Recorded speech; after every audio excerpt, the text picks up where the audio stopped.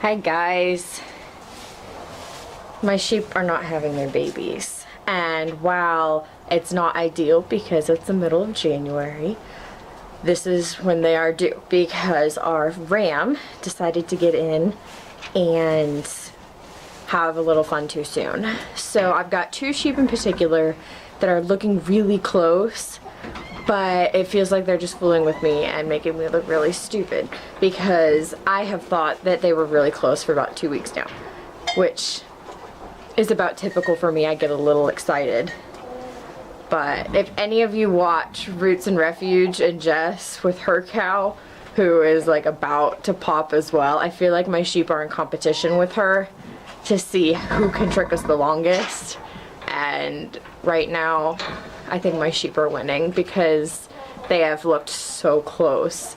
Now, I've had sheep lambing for quite a few years now, and you'd think I know what I'm looking at, but it never fails. I get excited and I misread everything. So this is my ram Pippin. This will be his second year as our baby dad. Stop it, Shorty. This is Shortcake. He's our Weather. He was bottle fed, so he's like a big luggy dog, and he is going to shake the camera a lot. Anyway, so this is his second year fathering our children. He just had his horn removed because it was growing into his head, which is not ideal, and it was at an angle where I couldn't trim it. So he is now the one-horned Pippin. But he is a really sweet ram. He just hates us right now because he just had his horn taken off. But he doesn't challenge. He's sweet. And his babies are incredibly sweet as well as gorgeous. And I will try to put in a few pictures of the babies that we had last year. These are my girls. I have 5 total. Normally I would have only bred 4, but like I said, there were some accidents. So this one right here, that's Honey. She is our oldest ewe. She was retired, but we're pretty sure she got pregnant in the accident, which she should be fine. She still has, her teeth are still good, so she still has enough nutrients. The thing is, her udder, she had a really bad bout of mastitis, so her udder is not the best, so we're gonna have to keep a really close eye on her babies.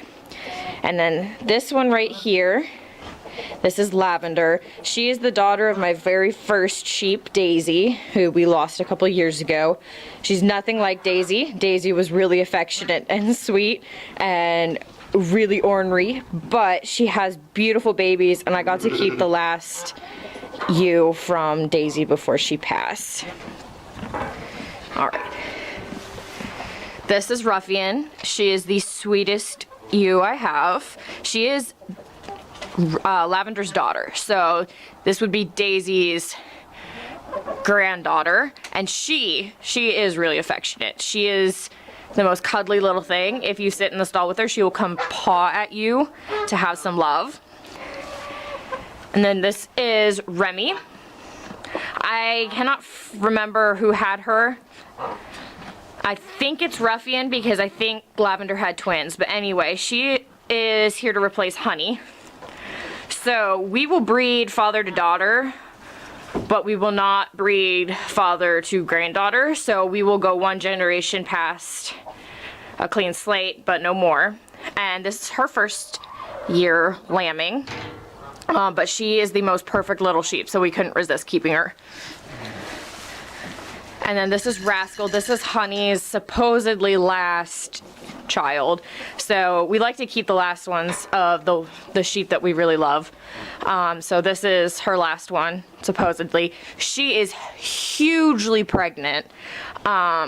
So this is her second time. Unfortunately, last year, her baby, well, she was fine for the first couple months. She became paralyzed randomly, so we lost her baby last year. So we're hoping this year's redemption, and judging from the size of her, we're going to have more than one redemptions.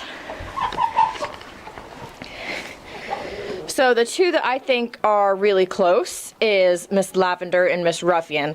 Their ligaments have been really, really loose. Their udders have been developing.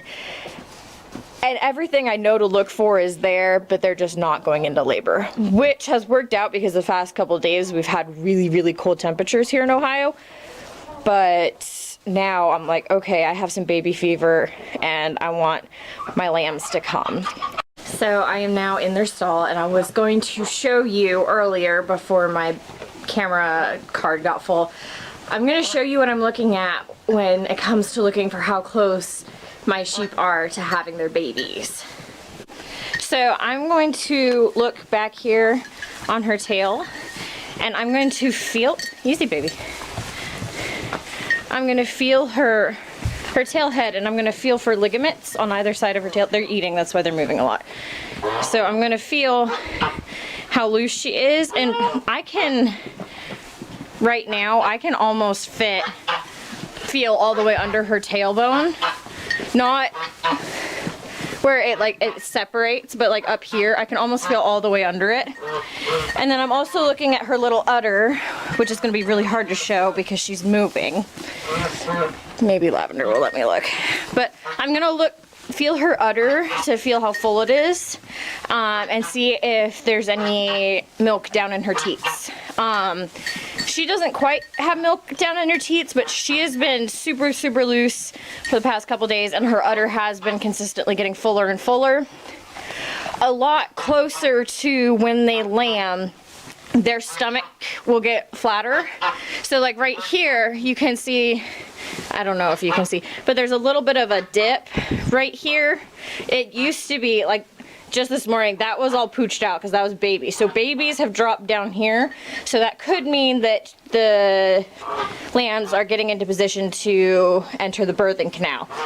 So when they look significantly less pregnant on their right side, that usually means that the babies are getting into position, or they're just resting in position, which early on sometimes they can do that.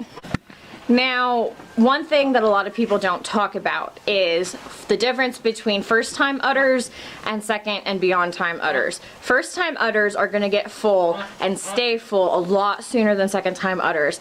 They're going to look like they're ready way before they are, because they're first using those organs, those parts. I don't know. It's the first time that they are using that area of their body. Whereas second timers, they are familiar with producing from that area. That body recognizes what it's supposed to do. So with second timers, sometimes they can fill up like that. You cannot see that their bags are full, and then they can be full and pushing out babies. So I'm not overly concerned that her teats are not full. Oftentimes I will see that those teats will fill up while she's in labor. So that's kind of the difference. The first timers, those teats are going to be full probably a good couple days before she actually has her babies, whereas second timers, those can fill up while she's in labor. I'm going to finish it up there for tonight. Hopefully these sheep will have their babies soon and everything will be healthy. I will post a video about them when their babies come. If you like this video, please like and subscribe, and thank you for joining me in my journey today.